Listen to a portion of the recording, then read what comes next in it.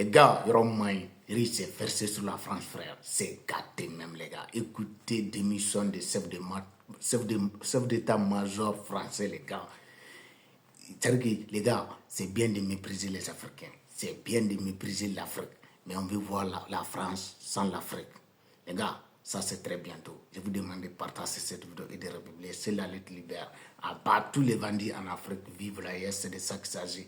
Abonnez-vous et partagez massivement, les gars. On est ensemble. C'est la lutte libère. Voilà. C'est une décision sans précédent, la démission d'un chef d'état-major des armées. La crise couvait depuis plusieurs jours suite au recadrage du président de la République. Pierre de Villiers l'a donc annoncé aujourd'hui dans un communiqué. Il avait fait part de ses inquiétudes sur les économies réclamées aux armées. C'est la première crise d'ampleur du quinquennat. Lilia Melconian.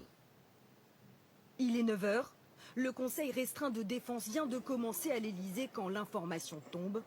Le chef d'état-major des armées, Pierre de Villiers, a posé sa lettre de démission sur le bureau du président. Je considère ne plus être en mesure d'assurer la pérennité du modèle d'armée auquel je crois pour garantir la protection de la France et des Français. Des mots qui mettent un point final à une semaine de tensions et de désaccords avec le président de la République sur des questions de budget. Personnage reconnu pour son franc-parler, Pierre de Villiers, frère de l'homme politique Philippe de Villiers, avait été nommé en 2014 chef des armées par François Hollande. Le général avait une longue expérience opérationnelle, le Kosovo en 1999, puis l'Afghanistan. La démission d'un haut gradé sur fond de désaccord, c'est inédit depuis plus de 50 ans. Cet après-midi à l'Assemblée nationale, la séance est houleuse.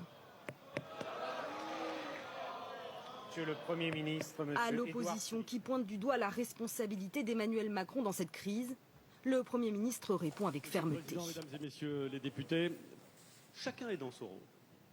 Le chef d'état-major des armées, qui exprime son avis et qui en tire les conséquences, et le président de la République, qui est l'autorité en la matière et qui exprime les choix portés par l'autorité légitime. Image rare, il y a 2 heures, Pierre de Villiers a quitté l'état-major des forces armées sous les applaudissements de ses troupes.